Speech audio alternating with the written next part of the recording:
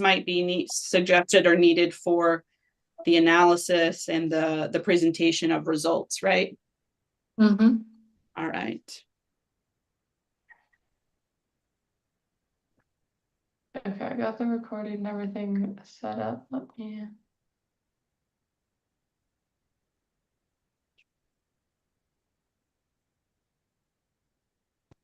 Does this work for everyone? Can everyone see? And I can just scroll through when we're ready. Yes. Perfect. Well, Miriam, I Okay. will turn it over to you then. Thanks so much for Okay. presenting. We're looking forward to it. Thank you. And thank you all for attending. I think this is going to give me a way forward towards preparing my manuscript. So, hi everyone. My name is Miriam Pujo, and today I'll be taking you through my methodology section.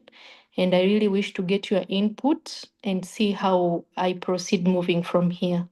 So for my thesis, my title was Trends and Predictors of Prolonged Length of Hospital Stay Among Surgically Treated Orthopedic Trauma Patients in a Tertiary Hospital in North Tanzania from August 2020 to March 2025. Next slide. So my study objectives, my broad objective was to determine the trends and the predictors of prolonged length of hospital stay among surgically treated orthopedic trauma patients in a tertiary hospital in North Tanzania from August 2020 to March 2025, with my specific objectives being to determine the proportion of patients with prolonged length of hospital stay, my second objective being to describe the trends of prolonged length of hospital stay, and my third objective being to identify the predictors associated with prolonged length of hospital stay. Next slide.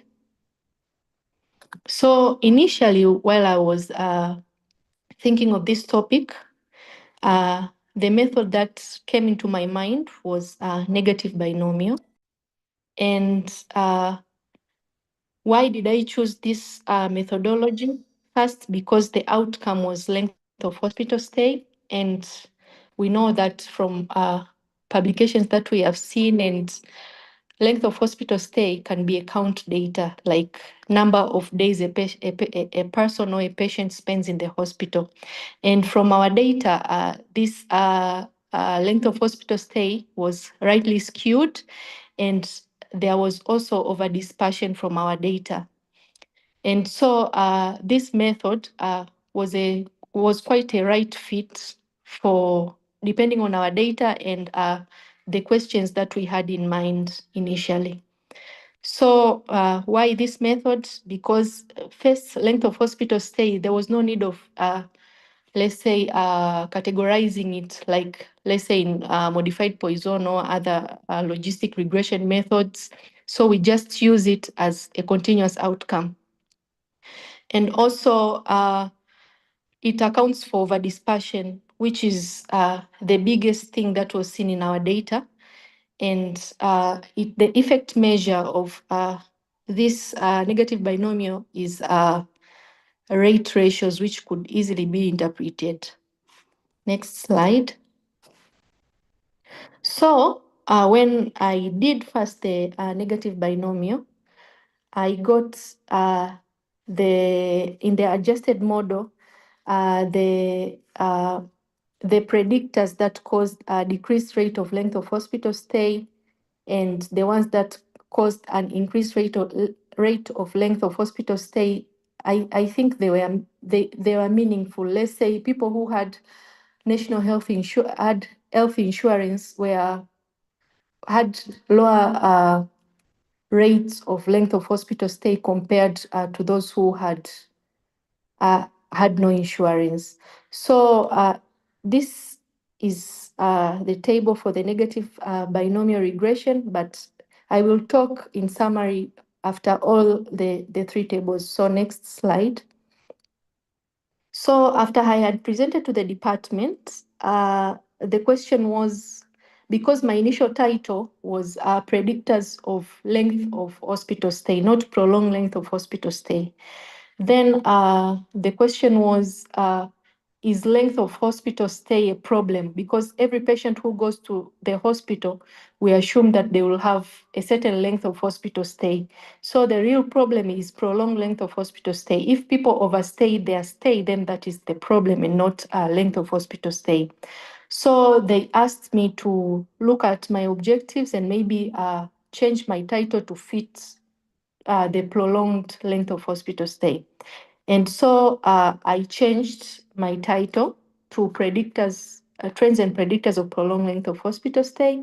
And I changed a bit my objectives to fit the prolonged length of hospital stay.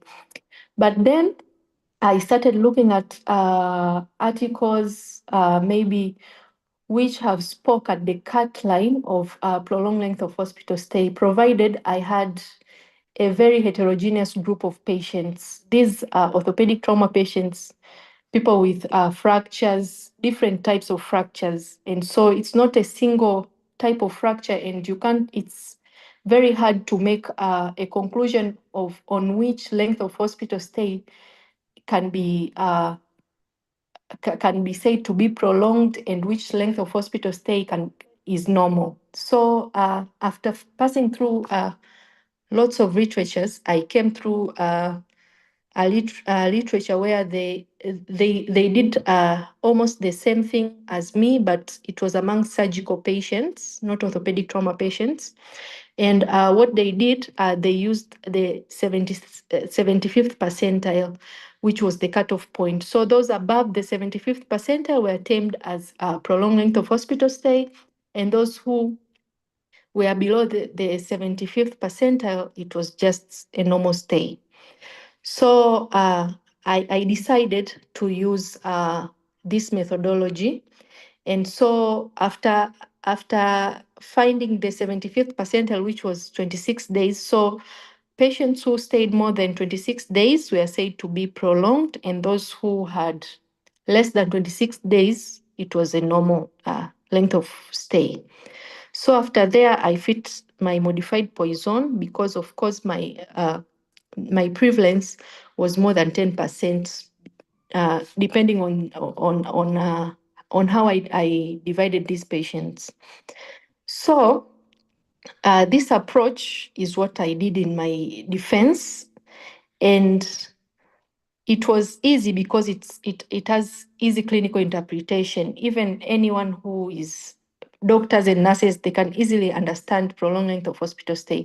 But really, we don't have a very strong ground on saying that a person who has stayed 26 days or more, then this person has had prolonged length of hospital stay. It's documented, and some people have done it and it has been published, but it's still hard. Sometimes I even meet people who ask me, why 26 days? And what if a person has, let's say, more fractures or a more complicated case? Is 26 days, do you see that 26 days is a cutoff for all patients? So that was the major questions that I was encountering while doing this method. Next slide.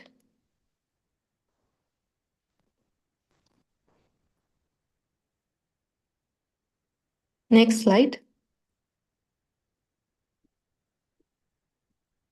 Okay, so before this slide, there is a table for the modified Poisson, on which, of course, I found that the predictors were the same as for the negative binomial. So after I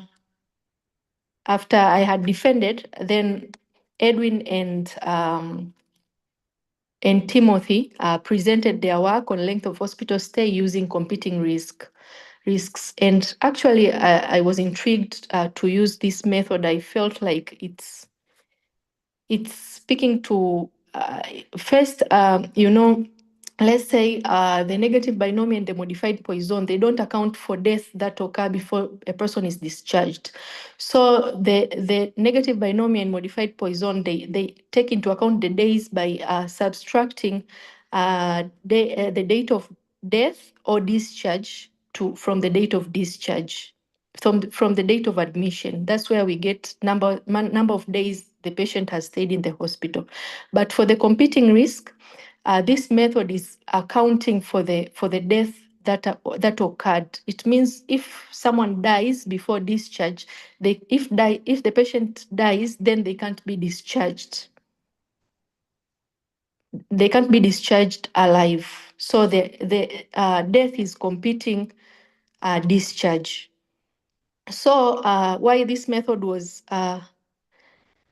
compelling to me, it's because it accounted time to event. The time to event, length of hospital stay is accounts for time when a patient comes in to the time when the patient is discharged.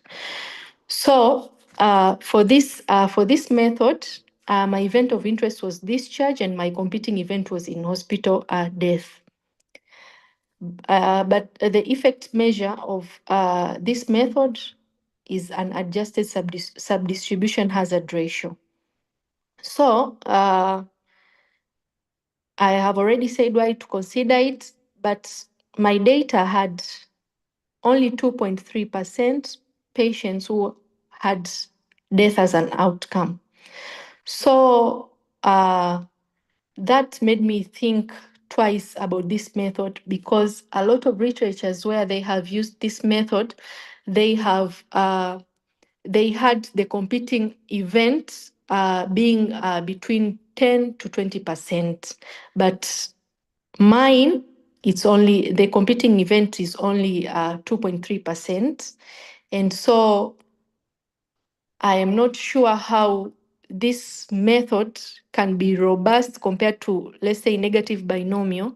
That's why I wanted to bring it here and share my thoughts and see how we can move forward with this. But in the adjusted model of this fine and gray model, the results were almost similar to negative binomial and modified Poisson. So I am left in between, asking myself which should be the methodology that I use for my paper. So thank you all.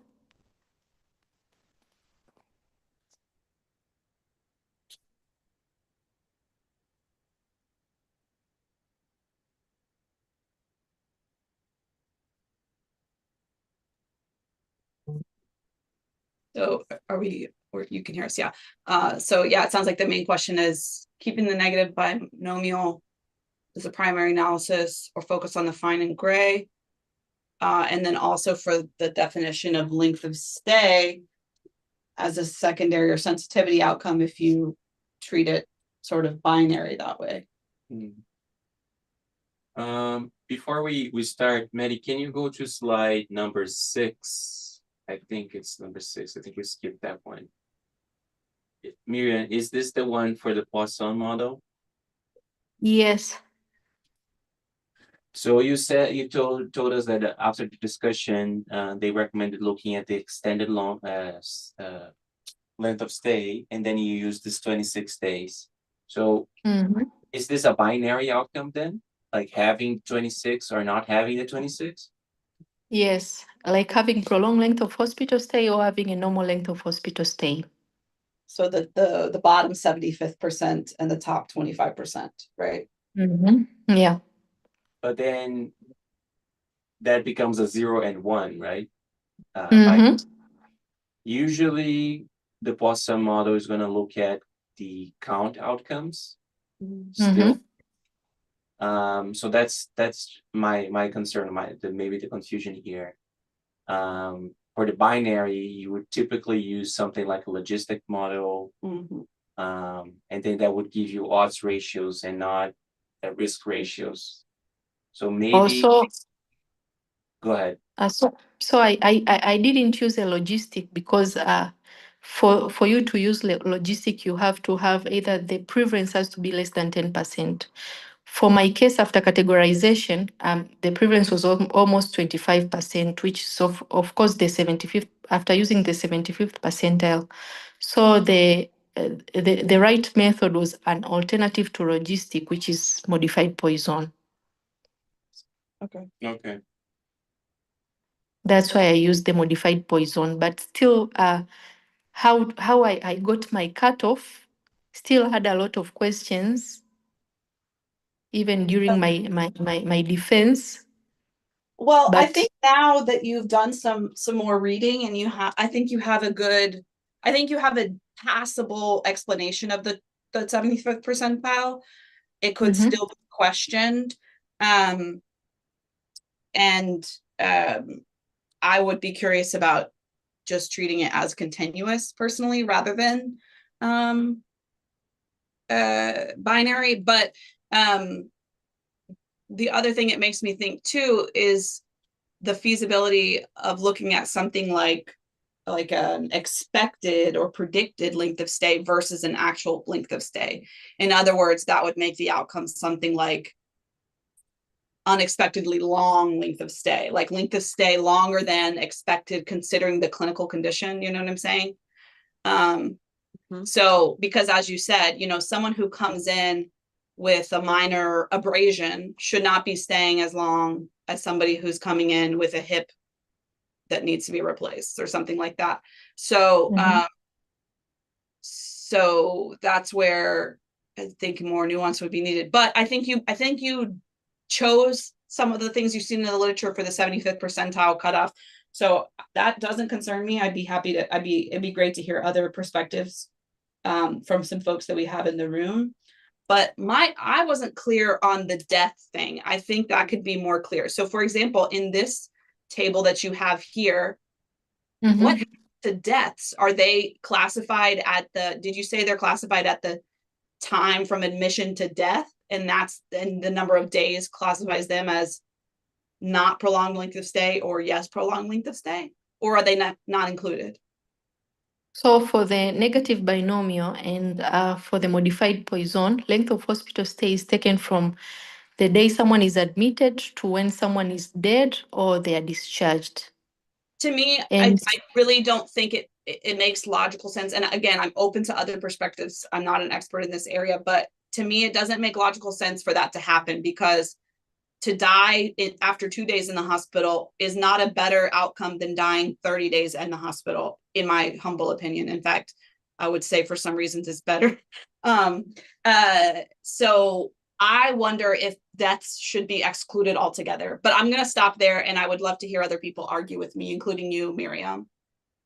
okay, so initially I had planned to exclude them, but then when I spoke to Joao, he advised me to put them to avoid bias, because we don't know what is happening to these people, Right. to these dead people. Yeah, maybe they had severe injuries, or maybe something didn't happen to them that was correct. Yeah, that makes That's sense. why. But to me, prolonged, the kind of understanding the meaning of prolonged length of stay, a death doesn't the length of stay is essentially infinite because they never discharge home. Right. What I was thinking at is how long was their length of stay, those that end up dead? How long did they stay at the hospital? Because maybe you're taking like those 3% out of those 25 that had prolonged stay. So majority of patients who died, they died within few days after staying few days in the hospital. Okay. Yeah, I see the value of the competing risk and to take that off. Let me see what Pedrin messaged.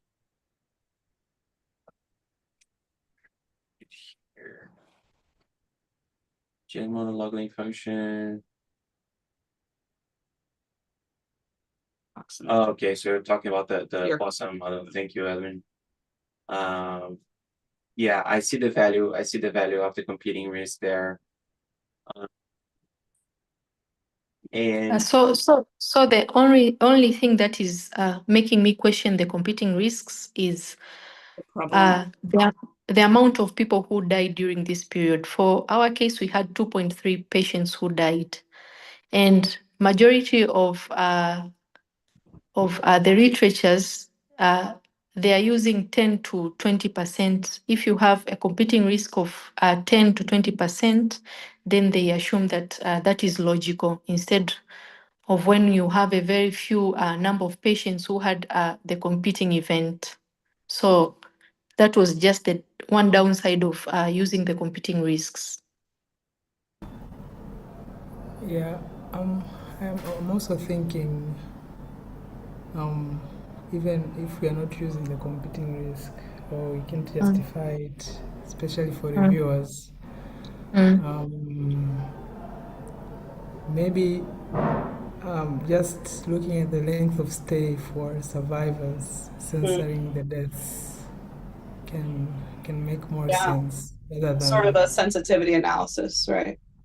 yeah, like just to make sure we can use we can do the length of stay or probability of discharge, let's say in this case with the Cox regression, censoring the deaths, or excluding this for survivors only. We see how do they what predicts their stay in the hospital, maybe their discharge in this case. Okay. And then maybe the competing risk can be a sensitivity analysis, and then say, or we can have the competing risk as the basics because it considered both in this case, and then look at also survivors, among survivors, Yeah. as a sensitivity analysis. That's a good idea. I like that framing. And Miriam, one thing that folks talked about, and from what you said, is that having this prolonged length of stay is a easier framing and for people to understand, like anyone can interpret that. If you do follow what Edwin is suggesting, for instance, and you do the Cox regression, you can still take the individual risk that is given for discharge for a given day, and you can extrapolate that for 26 days, for 10 days, for 15 days, for instance. And then you would get like, you get from the raw, not really interpretable results, you could drive something that says that for a patient that has these conditions and stays for 26 days, that is the likelihood of, the risk of them being discharged or something like that.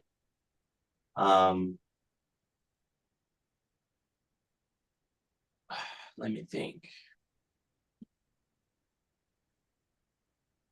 Be discharged for each day for 26 days. I guess that the interpretation is a bit different as well. So for the Cox, essentially we would have for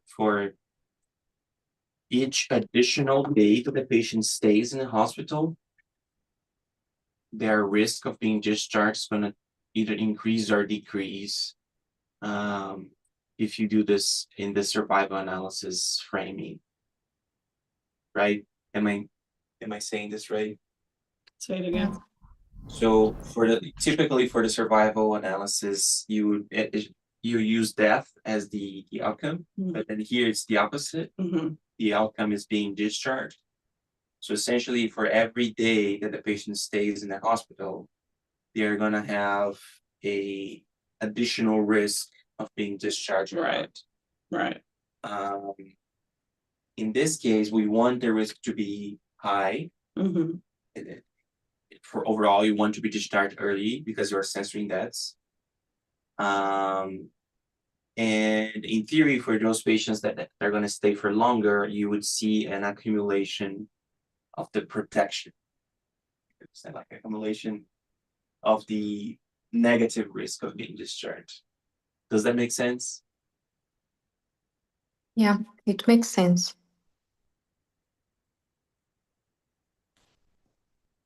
Yeah. And then what would change is this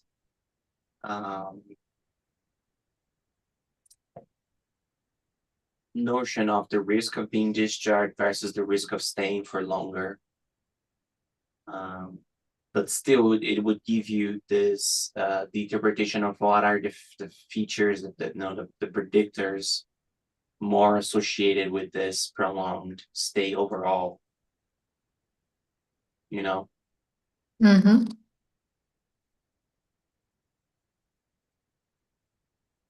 Yeah. Okay. Did anyone talk about doing this as a survival analysis before? Did you get any feedback on this before? Or do you see any reasons that this could not help you out at this point? No, I had not thought of it at doing a survival analysis before, but from because the competing risk is a type of survival analysis, so I think I can do the Cox and see what I get, and I can supplement my results with having the Cox and having the competing risks in my manuscript.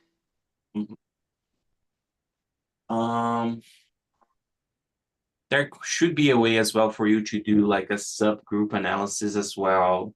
Like if you want to look at only all like a model that looks at all the 75% patients that have, like below 26 days and then above 26 days, like a subsample, there could be a way for you to look into that. And then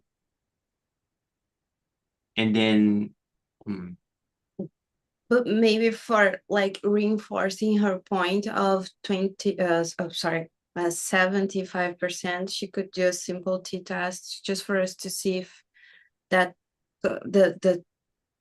it corroborates or not. There's a difference in the group. Yeah, if there's a group difference. I was also thinking about something that I'm not sure it makes any sense, which is called I don't remember the exact name of the methodology. I think it's Cook's distance. Have you heard? Cook's D. They call it Yeah. Cook's D, right? I think so. Yeah. It might be helpful in this situation to run it with the continuous variable, the first one, because maybe you can see if people are going in the same direction, or is there a group of people who are not. I don't know if it would be helpful or not, but it's something that crossed my mind. That maybe you will see some kind of group, right? It can help with like cutoffs, Yeah, because especially when you have outliers, which I'm sure you do. yeah, it's not exactly outliers because maybe their values are the same, but they're going like people go this way and they're going this way, for example. Yeah, the associations between variables are different in the group. So maybe that would be helpful. I don't know. I'll take a look at it and see. Thank you, Letitia.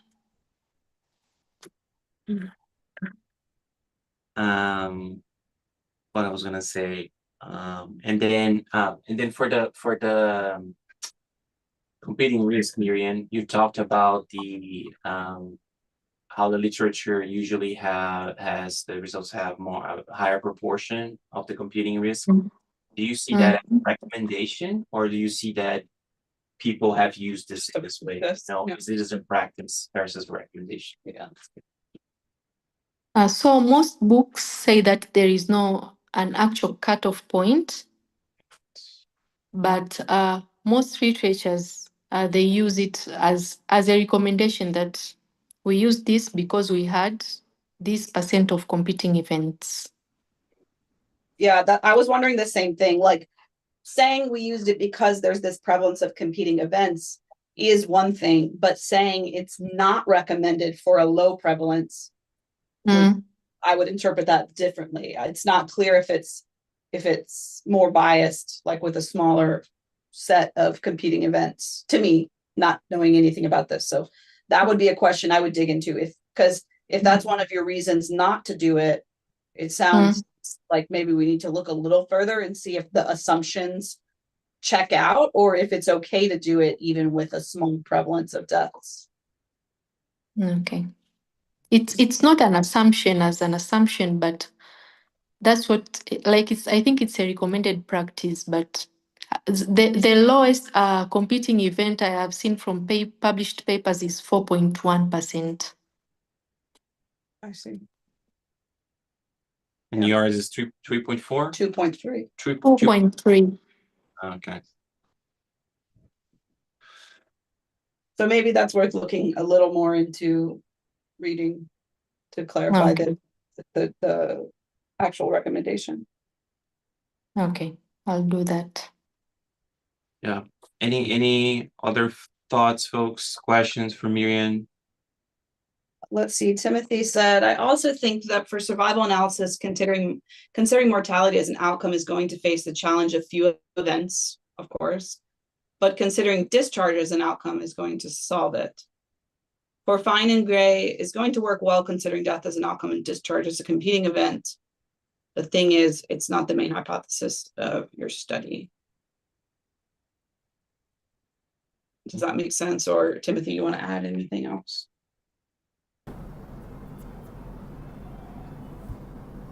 Go ahead, Edwin, if you want.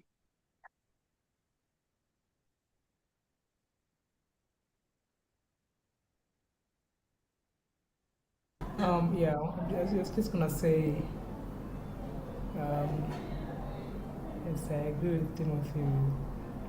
Fine and gray, if death was the outcome, would have also made sense, but it's not the focus. I mean, we are trying to focus on the ones who are surviving anyway. Right. Much more here, rather than mortality itself, because mortality is another outcome in itself. So yeah, I mean the direction of a survival analysis with the Cox, even the fine and gray, if Miriam could justify it, even with a small prevalence of deaths. And I would expect the results of the two to not differ, to be honest. Yep. It's such a small amount. Yeah. Yeah, so it's just how you make reviewers happy, because they might reject the science just because some of the things they understand differently. Yeah. Yep.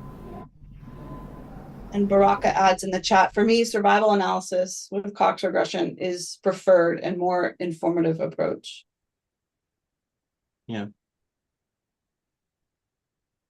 Any follow-up questions or comments from that, Miriam, or others? Okay, then I think from here I'll just do the Cox regression and see what I get. And I think in my manuscript I'll use the Cox plus the competing risks. Yeah. Seems to be the consensus. Mhm. Oh, yeah. Okay. You folks, 2 questions. Did anybody else have any other points regarding the cutoff for the outcome, the 75 percentile or 26 days? Sorry, guys, I'm joining late because I had a overlapping meeting. Can you repeat the question? So she has here on the slide, Joao, the 2 main points that Miriam did a great job kind of summarizing. The 2 main uncertainties that remain. You can see here, should the negative bimonomial model remain the primary analysis, or should they look at the fine and gray model, which deals with deaths differently? And that's the primary, competing which are competing risks, which the competing risk is for death. And then for prolonged length of stay, PLOS, should we retain that as a secondary or sensitivity outcome? And to summarize discussion, we were talking about that maybe using a Cox model to model the length of stay as a survival process while censoring deaths, and would be an alternative, because then you take away the effect of people that died really early because they were severe, they had important injuries, and then doing this competing risks as a sensitivity analysis instead of doing the binary look. Can you just catch me up on what is the outcome again? Length of And hospital what stay. what is the primary question?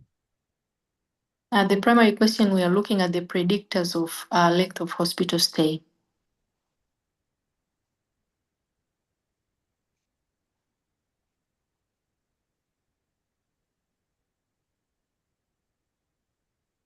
Okay, I'm getting back to it now. Yeah, I think we've had extensive discussions, Miriam, about what do you mean by prolonged length of stay. Mm-hmm. So when you define prolonged length of stay, there's some definition that goes into this, which is not just length of stay, Right. right? Okay. So when I hear you're doing a binomial model, I'm assuming you're making this binary somehow. Mm-hmm. So when you're making it binary, there's a cutoff. You're adjusting to what I'm assuming is length of stay. Yeah, Maddie, will you show the slide with the 70th percentile thing? Maybe number 7, I guess. 3 or 7. I think it's 3, 3. 5. 5. Yeah, there we go. Sorry, Joa, I couldn't. I lost connection. That's fine. That's fine. They're carrying it on. So it was done by the 75th percentile as a cutoff with some literature support. It's still, we recognize that it's still arbitrary, but this is how it was defined.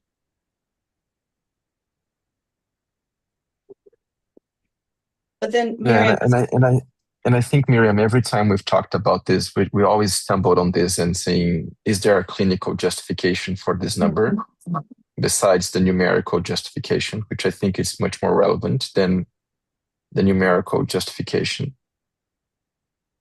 Yes, that's why I think modified Poisson is what I did for my thesis defense, but I think I wouldn't consider it in the manuscript because we have a very heterogeneous group of patients, and it's very hard to defend that 26 days is quite a long time or a short time for different types of injuries.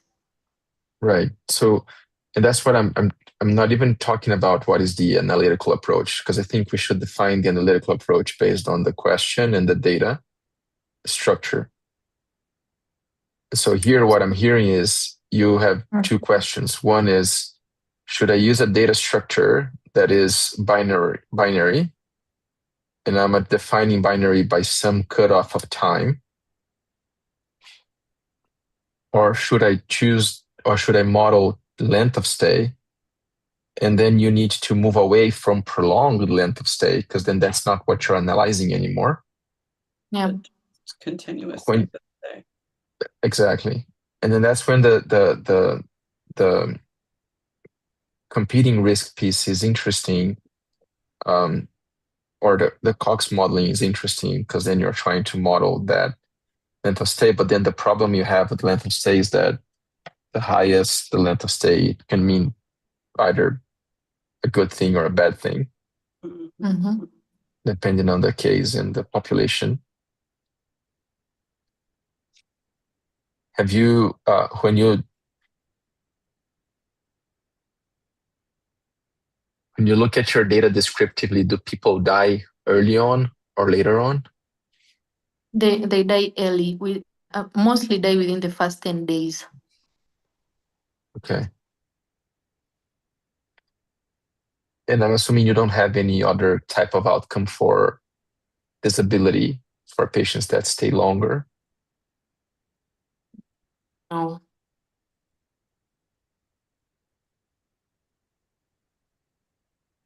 It would be interesting to look at like the GOS of those over or under the length of stay cutoff. Mm-hmm.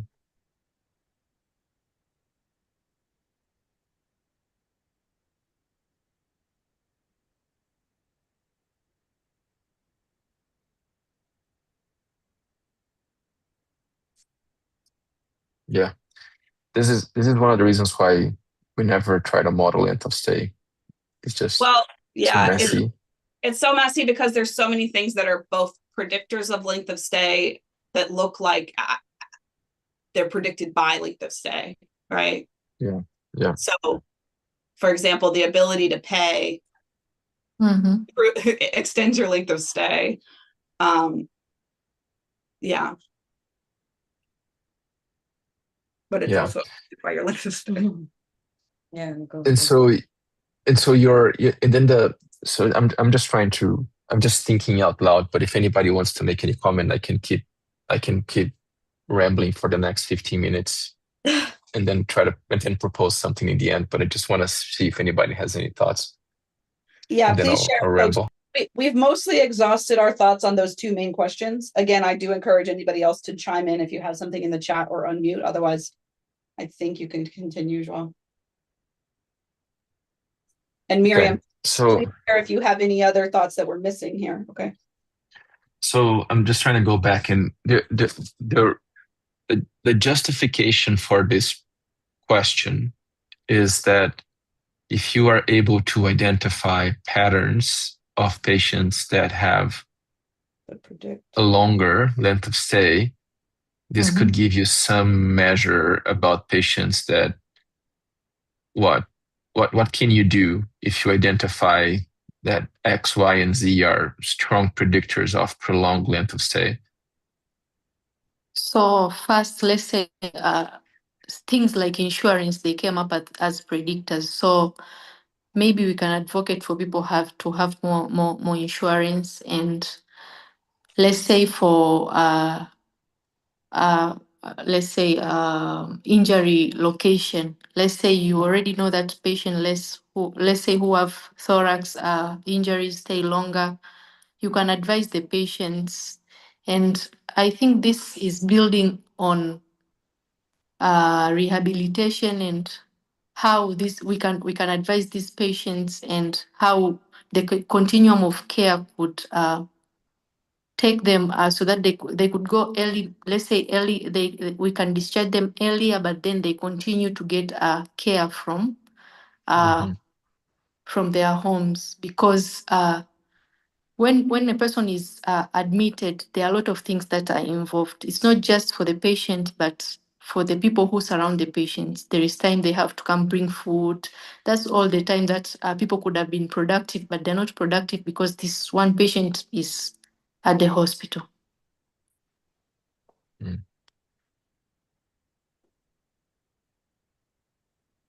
Okay.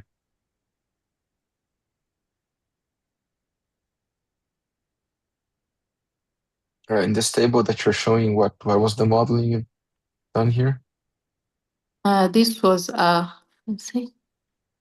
This was the negative binomial model. My first model, yeah.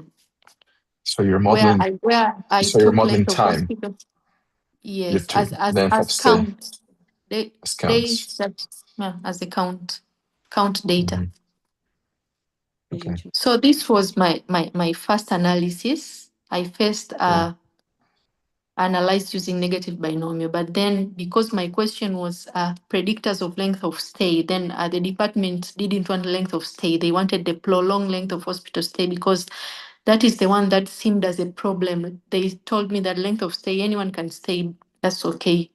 Because you admitted, we expect you to stay. But prolonged length of hospital stay, then that is the real problem. So I had to move to categorizing length of Yeah. stay to prolonged and not prolonged, and then I did the modified Poisson. Yeah. And then I recall in the early presentations, you've had some previous literature on how people have defined prolonged length of stay, and they were kind of all over the place. Yes. Yeah.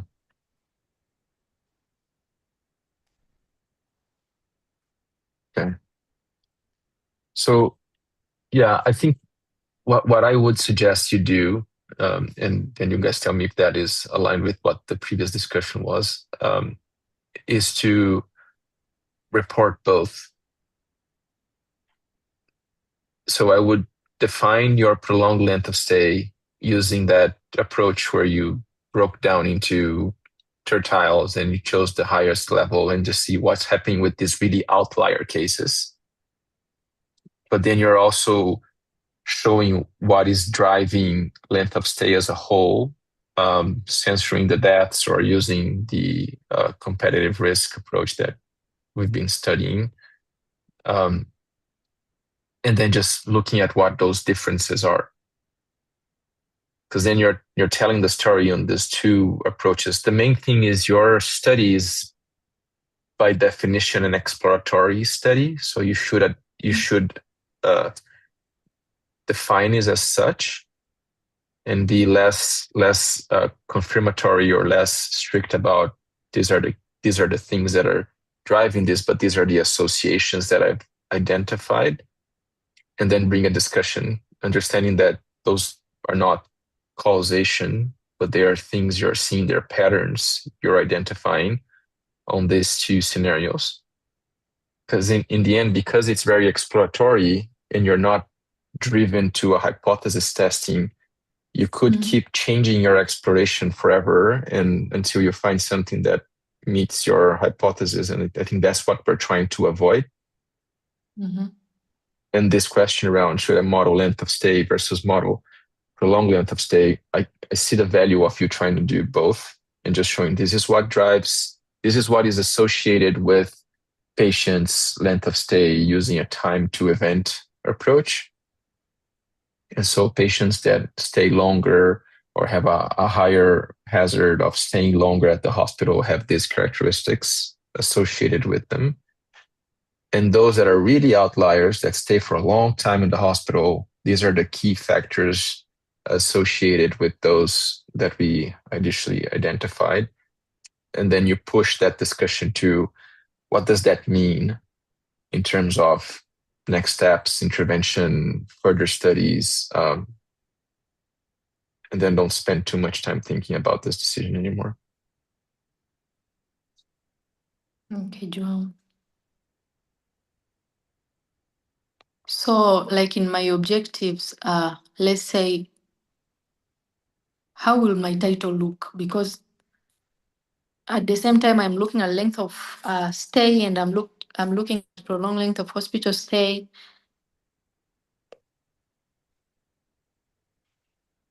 Well, you finished your thesis? That's done. You've defended. You got your master's. So now you're talking about a paper. Yeah. Okay. So I think what you just bring both of them.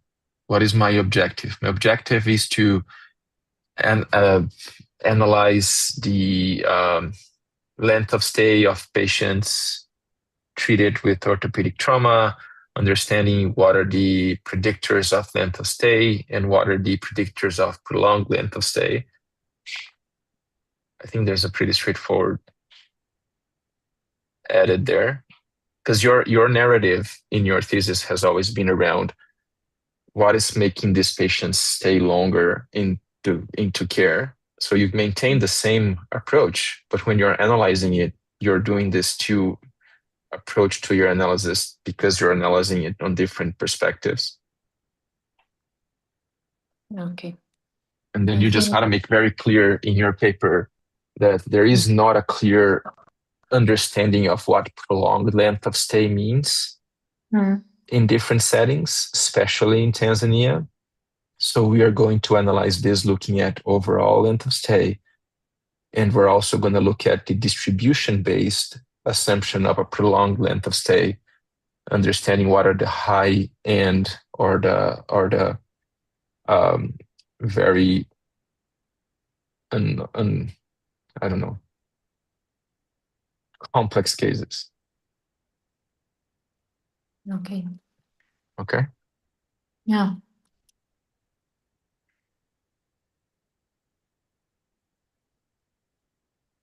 As a side note, this is the type of project that cries to me to do a unsupervised learning approach and then linking it to outcomes.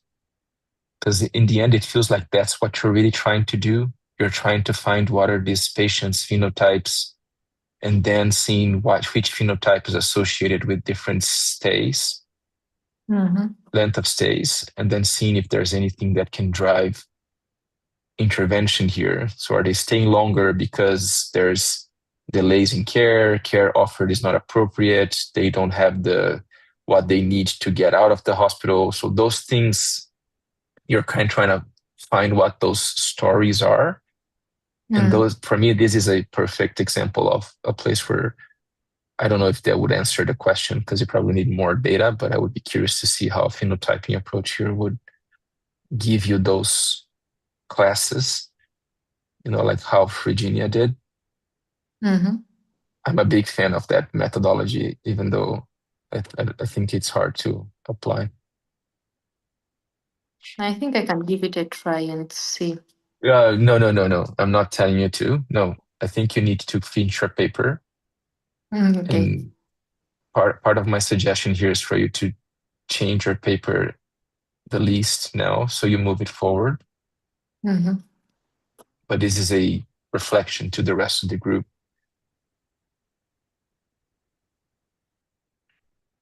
I hope I came in and I gave suggestions that were analogous to the suggestions you received before. I think so. Pretty much. Okay, good. Great. Other comments, thoughts, suggestions? Any other questions from you, Miriam? No, I think we have had an extensive discussion, and thank you all for attending. Thank you for presenting to us despite your technical challenges. Much appreciated. And thanks everybody for sharing your feedback. Good luck on the next steps. Okay, thank you all.